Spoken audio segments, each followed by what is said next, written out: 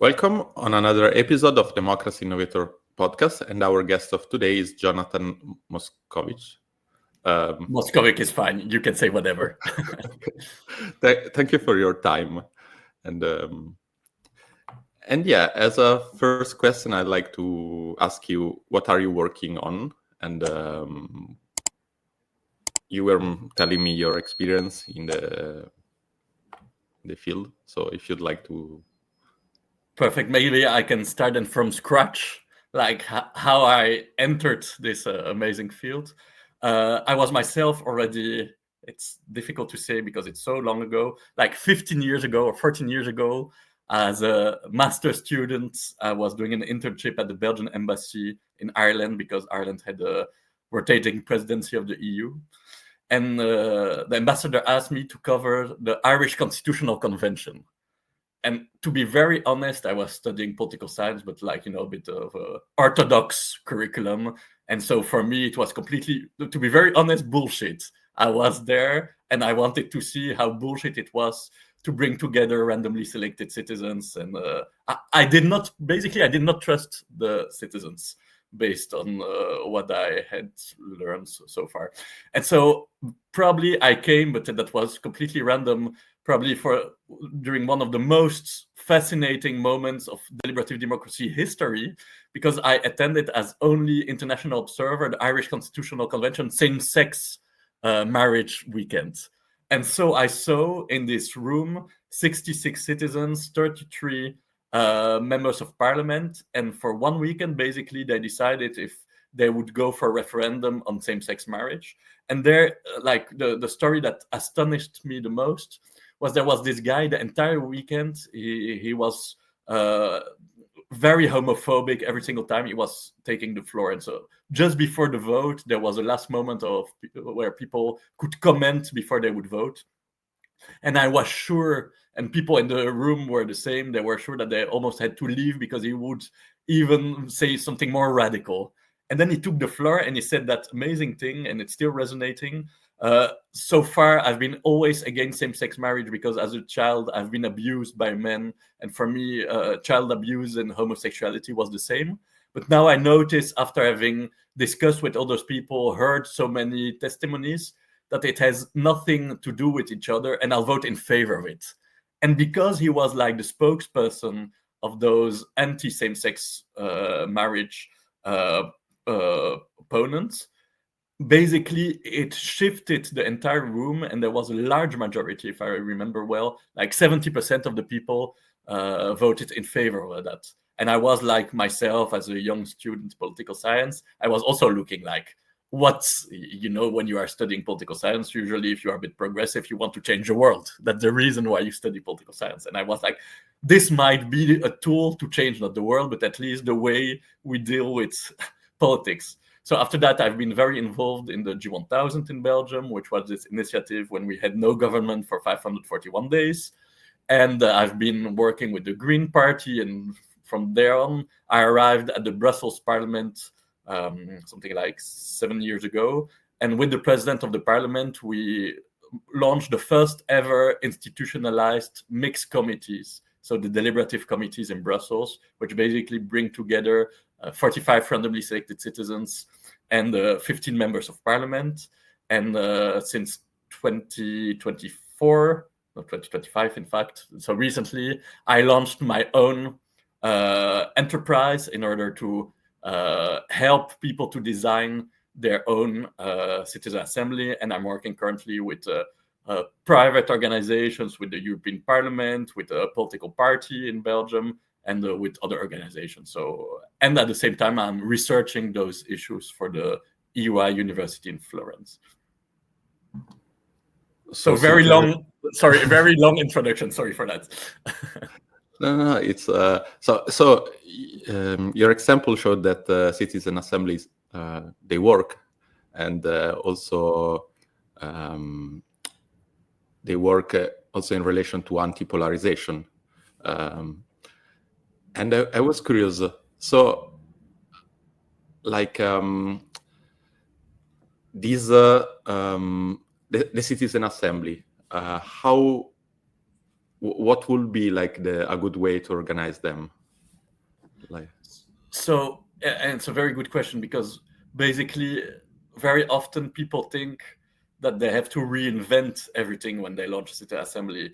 We have an amazing OECD report, Catching the Deliberative Wave, that is analyzing because they are still entering the data. I would say something like 800 citizen assemblies organized since the late 80s, so the last 35 years. And then based on that, they came with good principles. And so there are many different things about like transparency, information, random selection, defrayal. So there are basic principles, and you really should stick to them, because if you miss one of them, you might have like a process that is not well designed, and so with some negative impact. And I think one of the most important things, and we are really noticing it, and it's one of the reasons why for me it's very important to plug those citizen assemblies in the decision-making system, not outside of it, but inside it. It's because what is the most important, I'm not doing, and there might be other people in the field, I'm not doing like entertaining citizen assemblies. My thing is not to create trust by launching a political party with citizens. What is important is to have impact. So you have to be oriented towards impact. And to have impact, politicians should not see this tool as like an enemy. They should be part of it. And so I think from the different designs I've been doing, this is probably two things: the follow-up, so involve politicians, and also inclusion. Very often, or there's no inclusion strategy, or it's like tokenistic. Oh, we need 3 youngsters, we need people living in poverty. Okay, we bring them at the table, but we don't really think about how to involve them properly, how for them to have the same weight as the other people. So that's also a part of the design every single time. These things about plugging the citizen assembly to the decisional system, it's quite an important topic, because a politician can just use citizen assembly as a sort of feedback about what people are thinking, or like it can be like actually the citizen assembly could also lead to a decision. So how to make it sure that then what has been said in the citizen assembly is actually considered? It's a very good question, and basically I've been very frustrated myself, and it's probably the reason why I went also for hybrid assemblies with political decision makers and citizens, because as I told you, for years I've been coordinating the G1000 in Belgium, so I've been involved in many different citizen assemblies, and every single time it was the same. The design was quite okay, not perfect, but quite okay, and we had a very nice list of recommendations, but with no single follow-up. And then, and there are in the literature, there are interesting studies about that. Basically, you create even more distrust if you involve people. You tell them that they'll change policy making, and at the end, they don't at all. So it's very important to think from the inception, from the design phase, how to plug this in the system. So, for example, what we did in the Brussels Deliberative Committee case, and I think it's one of the most interesting ones with the Irish Constitutional Convention, is that instead of having, and here, in fact, I'm advocating against my own economic interest, but instead of having experts coming in and designing the city assembly, what was very strong here is that we've been working during 1 year with majority and opposition members of parliament, and we've been designing together. So how it was working practically, we were inviting every 2 weeks international experts or national experts. For example, we wanted to have an introduction on random selection. How would that work? We wanted to discuss information. What basic information should the citizens have in order to start to discuss a topic, or about follow-up? And then, so 1 week we had international or national experts, and the week after we had all the members of parliament, so majority and opposition, not all the members, but one representative for every single party, coming in and discussing which, because at the end the choices are political.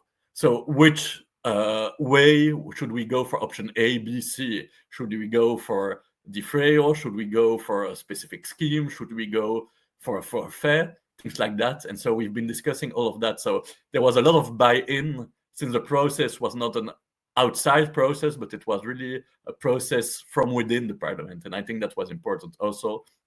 We launched many different conferences in the parliament for members of parliament. Maybe it's a bit harsh what I'll say now, but most members of parliament, and not only members of parliament, but at the end they are a bit representative of the overall population, they are illiterate when it comes to deliberative democracy. They have no clue what it is all about. Basically, if you ask a member of parliament before what it was, they would say, you take someone in the street, you put him or her in a room, and you ask him or her, what do you think about nuclear waste? Okay, give me a recommendation about that. And that's it. So it's very important for them to understand also that it's not an idea of crazy lunatics or crazy hippies, but that it's something like there are a lot of scientific articles, that it has been studied, and that the positive aspects have been studied as well, and that basically it has many positive impacts. I won't say it's a silver bullet, because we are witnessing democratic backsliding, and I don't think deliberative democracy is that tool that will solve everything, but at least it's a way forward to address all those issues. I'm thinking maybe a sort of, I don't know, school of digital politics or like a sort of workshop for a politician could be helpful, so that they understand what are the potentiality of all the tools that we have now. And also, I'm thinking like, do you think that it will be possible to have some sort of auto-organized citizen assembly? Like, because at the moment there are professionals that organize them, but there are not so many. And so I'm thinking if like, I don't know, people from several communities, maybe they can attend the workshop and then try to replicate that in their community. And this, of course, would not be a way to plug the citizen assembly to the decisional system. But yeah, I don't know. What do you think? It's a very interesting question. And in fact, we already did it with the G1000. So the G1000 had this idea to organize on a yearly basis, like summer schools. And from summer schools, it went to autumn and spring schools. But the idea was to have once a year invite civil servants, because they have a key role in our democracy, and we are very often forgetting about them. So because when politicians, they go and come, the civil servants are always there. So it's very important to work with them. So for civil servants, for politicians, for innovators. So I think there were already 5 or 6 summer school, let's call them summer schools, summer schools organized by the G1000, and there's now this European organization FIDE that is doing the same as well. So it's really important also to spread the word, and for it not to be something very niche, but to be something that is more and more well known. And so for sure, I think it's very important, and also that there are many multipliers effects. So if you have, for example, large media coverage, you know that people will have more interest in it. For example, you launching your own podcast, it's also helping and improving the fact that people know about it. So I have the impression, and in Belgium especially, because probably because our governance system is so complex and we have so many government issues. For example, in Brussels now, within today, the 2nd of December, so within 1 month, we'll have now again a world record. We'll break our own world record of no functioning government in Brussels. We'll have 542 days, and the former record was a Belgian one.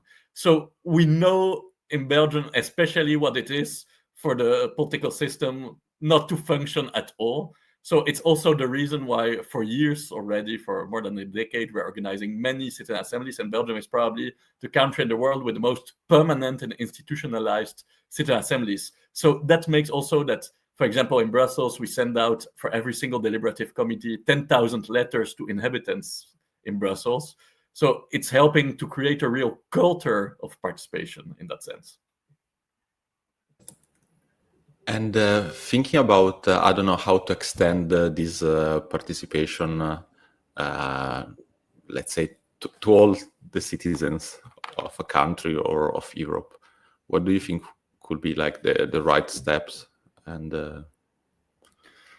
it's also a question that is, in fact, very relevant, because there's now a big Horizon project, and the name is Scale Them, and it's exactly that.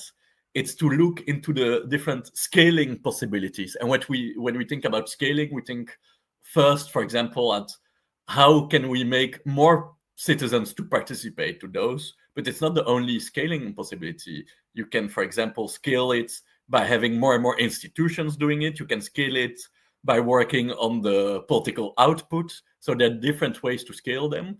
And what is interesting, and that might be also, because I know that's also a matter of interest for you, AI can help that.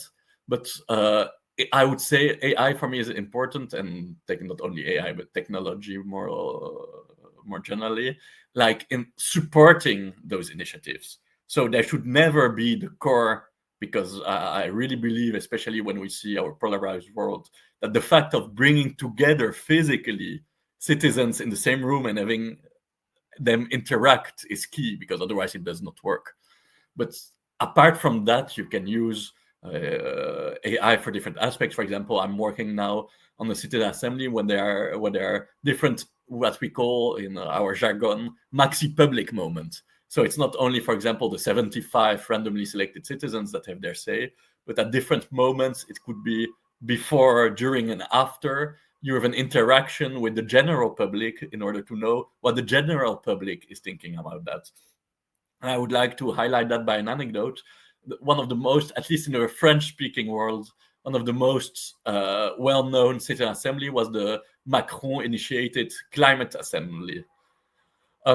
There were different flaws, especially in terms of follow-up, but one of the major lessons learned from that was at the end of the assembly, they asked the 150 randomly selected citizens, what would you like to do with those recommendations? Would you have an interest in organizing a referendum on one of the different recommendations? And they said, no, don't do that, because if we organize a referendum, people, they won't know why we decided this or this, and so they probably vote against it. So they were afraid, basically, of the rest of the public.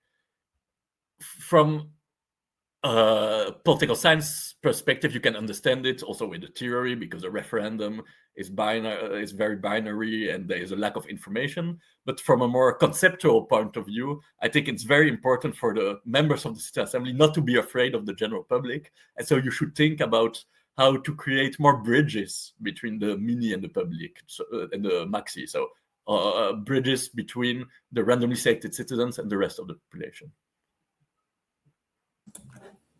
I'm thinking about this bridge and about how to plug the Citizen Assembly to the decisional system, and like also interviewing other guests. Sometimes it emerged like inside the political world, but I would say everywhere there are like let's call them game of power. So sometimes it can be not convenient for a politician to follow what are the outcome of a citizen assembly. And how do you think, because there is this in some way problem, and so how to make it work with the system that we have now, that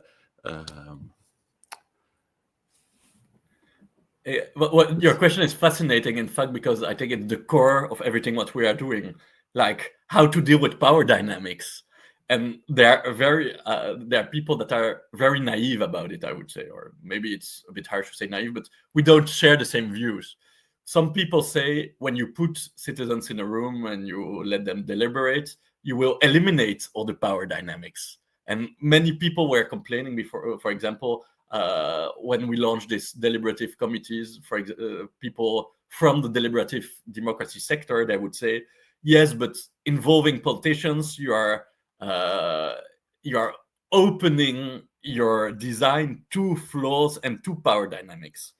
And maybe I've been listening a lot to those because I was part of the board of another citizen assembly in the framework of the Belgian European presidency on AI, and it might be a subject of interest for you. And then I was there in the room, and there were so many power dynamics, but hidden power dynamics. In our society, you have like highly educated men take way more the floor than non-highly educated women. The question of age, the question of discrimination linked to migration backgrounds.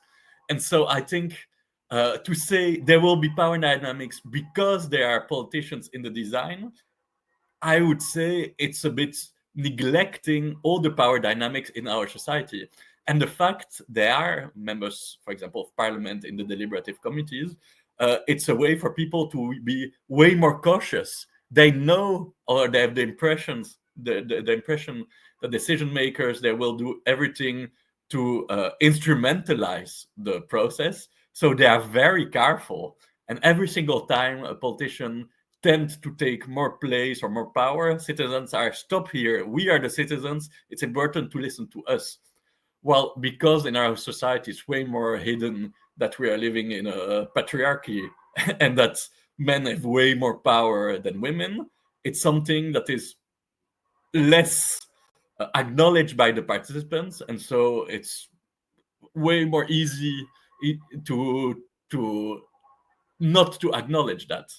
So I would say power dynamics are there, and it's important to acknowledge them. And then if we want political follow-up, it's important to say the citizen assembly, and that's something I'm saying for years already, the end of a citizen assembly is not the day you vote on the report or on the recommendations. In fact, the political part is only starting then. So you have to design also follow-up mechanism. So for example, politicians and ministers, they have between 7 or 9 months afterwards to come back to the citizens and explain them recommendation after recommendations what happened with their work. And I'm not saying here, because that's another let's say way of thinking about it, I'm not saying here that politicians, they have to follow up 100% of the recommendations. That's not the idea. But at least if they don't follow up one recommendations, they should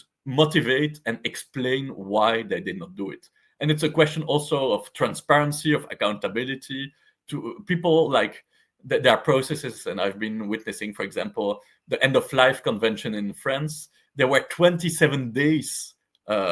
Citizen Assembly lasted for 27 days. So at least what you could do when people are investing 27 of their 3 days to co-create the political horizon, the least you could do is at least to explain what happened with the different recommendations. It's a minimum. Sure. And I was thinking, how do you imagine like the next socio-political system? Like, let's say that citizen assembly now, they become something usual among citizens. And maybe that also it's possible to plug them to the decisional system. So do you think that the political system could change radically in some way? Or, I don't know, maybe in 10 years, 20 years, 50 years?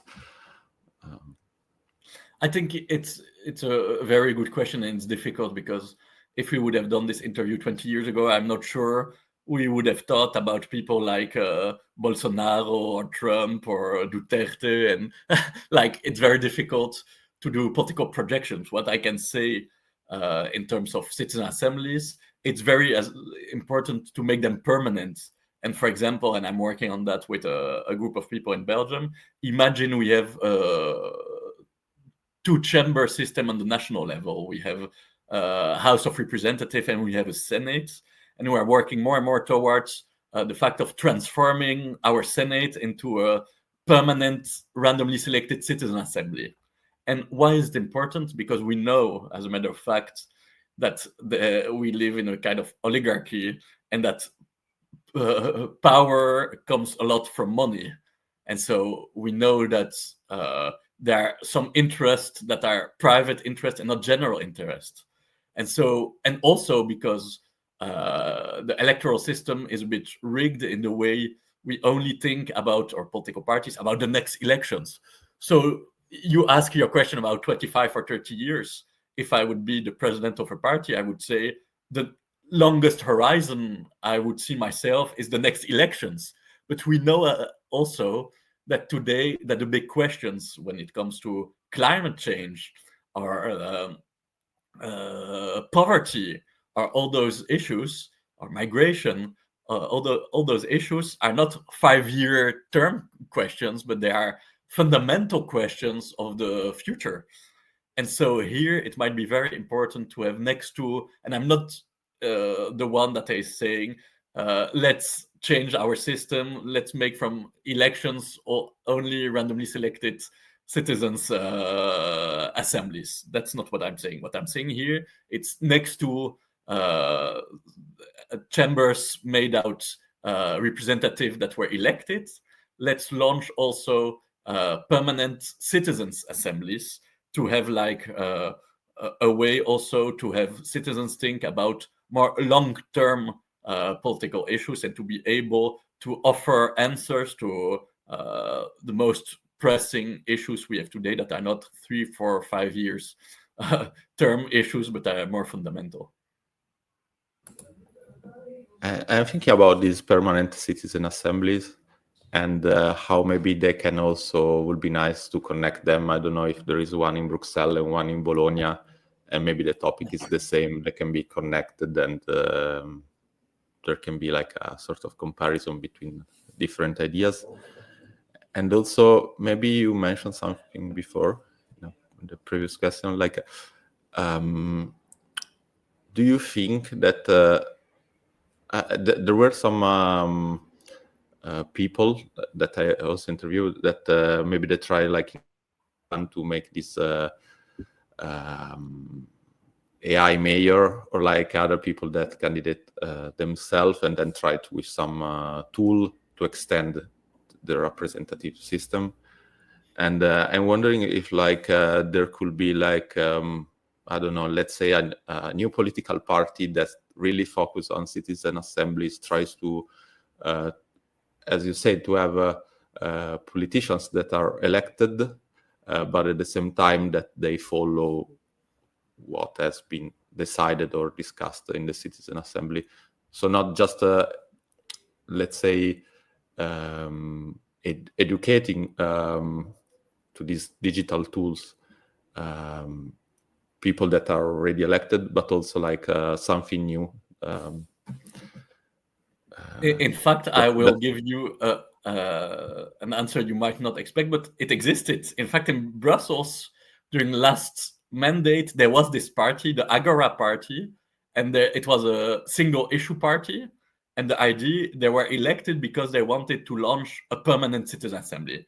So they managed to have one member of parliament that got elected from that party. And it was tough. Why? Because we are still coming back to this power dynamics and to the majoritarian opposition power dynamic. And here what happened, it was one member of parliament out of 89 members of parliament. So basically he had no power at all. And it's also what we discussed before, the idea that for citizens assemblies to be organized, they should be linked to follow-up, political follow-up. And here you were creating systemic failure of their follow-up, because they had different citizen assemblies on topics. The problem was they were always late in the policy cycle, but even if they were not late, imagine they were in advance. You would know that within 2 years, they would define a new legislation for housing in Brussels, and that they would organize a citizen assembly on housing. The problem is that because it was, the recommendations were only defended and advocated for on the basis of one member of parliament, nothing would happen, and it's what happened. Nothing would happen with the recommendations, and so you knew that you would have a citizen assembly that would not deliver in terms of public policies.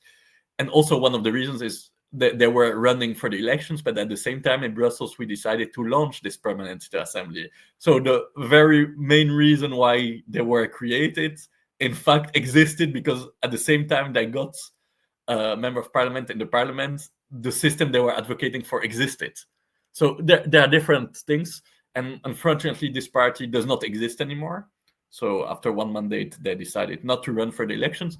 But it was interesting because it was also a reminder and a way to bring on the media agenda the fact that people were asking for citizen assembly, and that not only they were asking for it, but having a party running only for this single issue would bring also one member of parliament. So it was an interesting experience, but I would say on a political level, it failed because it showed that you should go for embedded citizen assemblies and not like one member of parliament defending the recommendations.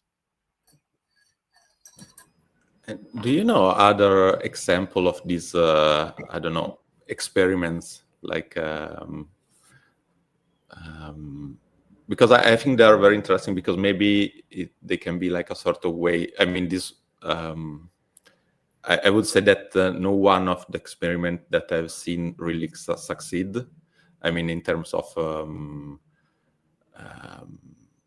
because maybe people, yeah, as you explained it, it's very hard. Like if there is just one member elected or the party is not. I'm thinking that also in Italy there was the 5-star movement, and they also tried with a platform, but also there were some issues. And so I wonder, if you know some other experiment or if you let's think about the future. What could be a good way to replicate? Because I'm thinking that maybe in the future we will see more of this kind of experiments. I think my answer would be here. Probably what is very weird, but probably key in the next years, is that the traditional parties, they were not experimenting with deliberative democracy.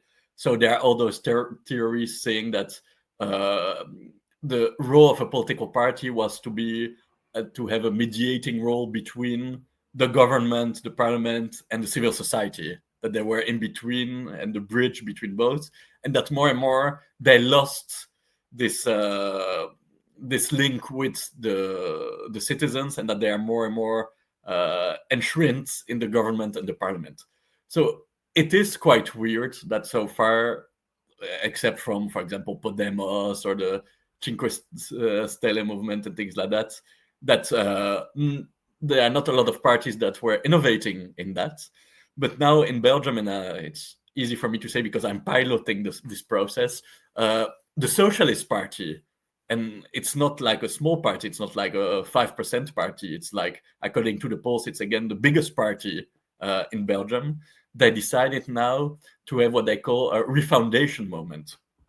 So basically it's today, because they lost the last elections, it's to define today what is it to be left progressive in Belgium or in Europe.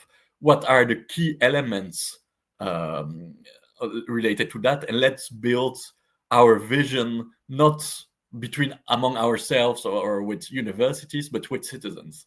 And so it's like a 2-year journey, when at first they launched almost 60 citizen assemblies to determine like the agenda setting. What are the most pressing issues for progressive left in Belgium?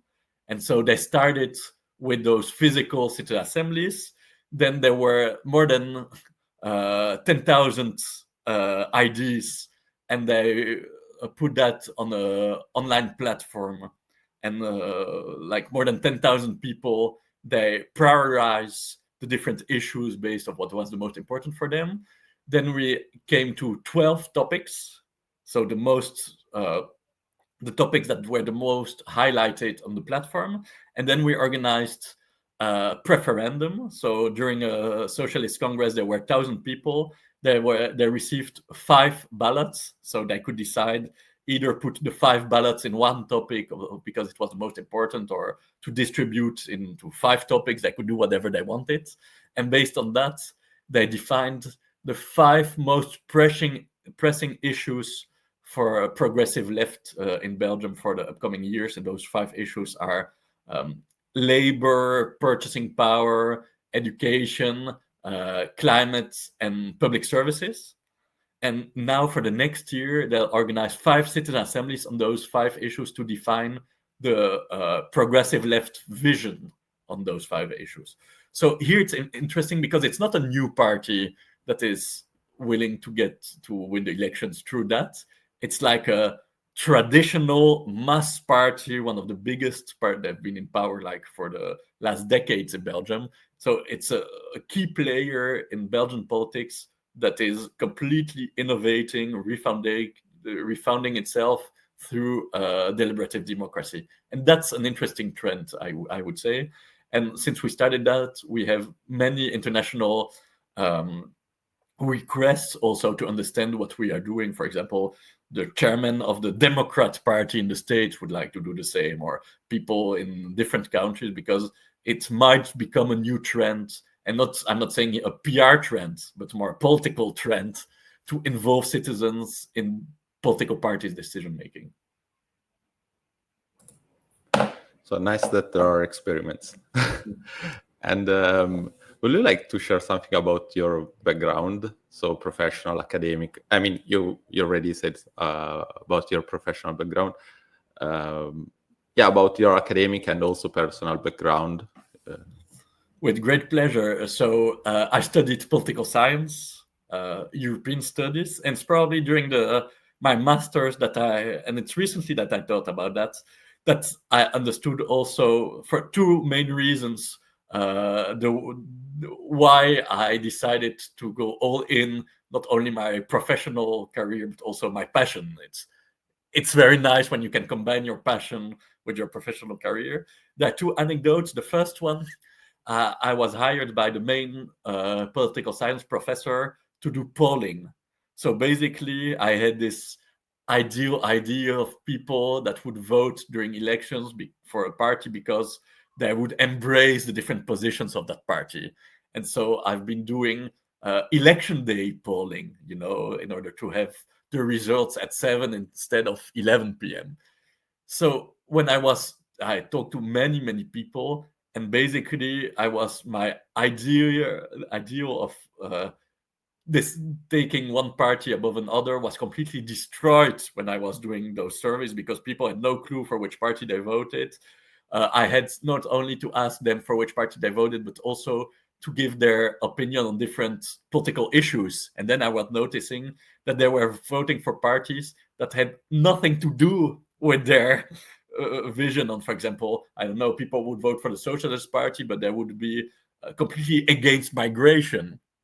They would be in favor of privatizing all the public sector in Belgium, but they would vote for the Socialist Party. Or so then it crushed completely my idea of what it was, a political party, why people were voting for a party for another. And the second thing I would say was, as a youngster, there's this program, Italy. I'm not sure Italy is part of it, but I've been appointed when I was a student, European Studies, I've been appointed by the Ministry of Foreign Affairs to be youth representative of Belgium to the United Nations. So for 1 year, I was the spokesperson of Belgian youth to the United Nations. So I was having my speech at the UN General Assembly and things like that. And I remember that moment. So I asked the Youth Council I was representing, what are the main priorities of youngsters in Belgium? How I'm the spokesperson, but I'm the spokesperson of what should be my priorities? And there were, no worries, you know what? Launch a survey on your Facebook account and we'll share it and we'll define the priorities of Belgian youth for the United Nations. And so I did it. Probably my friends and their friends, and there were not a lot. I think if 100 people took part to that survey, that's a lot. And we defined Belgian priorities through a Facebook survey in my echo chamber. So I was probably, there are more clever ways to define common strategies and common views for citizens. So I guess in the way I constructed myself politically, those two anecdotes like gave me a strong sense of there must be tools in order to use collective intelligence instead of being very trustful to non-collective intelligent tools. Yeah, many times I thought that, there are several tools for participation, but then people do not really participate, and this is also in some way a sort of problem. But then, people actually participate. People go use Facebook, people use WhatsApp, people use other kind of tool, and in some way they are also part of the civic tech world because they create social connection. Then, of course, maybe the main goal of Facebook and WhatsApp is not anti-polarization, is not like a collaboration between people. But yeah, many times I thought that maybe because people are using like the main, let's call them mainstream social network, then maybe they can be used also, I don't know, if connected with citizen assemblies or like other kind of democratic innovations. But do you know that, for example, Meta, they're organizing like those community forum? They thought the same, like they're selecting citizens and they let them speak online, of course, it's Meta, to define also some strategies of Meta. So they're thinking about that as well. When I said we started years ago and it was something very niche, but today more and more organizations, public and private sectors are using those tools because they see that they all need to be close to the citizens and their priorities as well. So Meta, for example, is using citizen assemblies as well in another kind of design, but they're using it. I actually didn't know, but I will research because this is very interesting. Maybe it could be a way to widespread the use of citizen assembly. And yeah, I have another question, like that is more generic, maybe. How would you define a democratic system or like democracy in general? Like. It's interesting because when you ask that to people, and I'm getting so mad when I hear that, people would say democracy is elections. Like when you have elections, it's a democracy. And I've been hearing that, for example, a lot also now with the Israel-Gaza war. People would say Israel is a democracy because they had elections, which is, especially when you see the way they violate international law, it's completely silly and it's making me crazy. I think that there are many different definitions of democracy, but what is important for me, it's like this deliberative democracy approach, is to say decisions are legitimate if they are based on citizens' exchange. Like, it's a way of governing that is involving citizens in the decision making, and not citizens with money or with power, but all the citizens. It's a way to think about inclusion as well. Like, for example, now I'm working for the first citizen assembly in Luxembourg, and then they have the issue that not many people in Luxembourg, they have the citizenship. So basically, a lot of the inhabitants in Luxembourg, they have nothing to say in the political system because there are no citizens. So deliberative democracy and citizen assemblies is also a way to open itself, to open the black box of the system to people that have no citizenship rights. Same in Brussels, and that was very strong. We decided to be randomly selected. The only thing you need to do is to register yourself in a district from the day you are registered in a district. So you don't have to have the citizenship at all. From the day you are registered in a district, you are in the database to be randomly selected. So it's a way to completely rethink power and to really rethink like who should have a say in decision making. So that is the way I think about democracy. It's a completely inclusive way of decision making. And do you have any message for the people that are trying to innovate in democratic system, like other people that are building, I don't know, tools for participation, or like other people that are organizing citizen assemblies or like experiments? I would say what is very important, because we have so far we are talking for almost 1 hour, and we've not discussed like the international context. The international context is very polarized, and it's a euphemism. And there is like international regressive movement where we are not building a new way of doing democracy, but destroying democracy. There's a huge democratic backslide.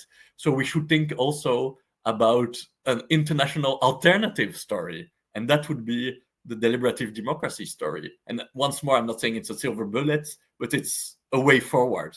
So I would say it's very important to build networks. 2 weeks ago, there was this big international conference of deliberative democracy. Almost 500 people from all around the world came to Brussels in order to exchange, to discuss. And you might argue the situation, I don't know, in the Philippines or the situation in Hungary is very different from the situation in Belgium, but it's not. We are facing the same challenges. So we have to think also about to build coalitions to deal with all those obstacles we are facing.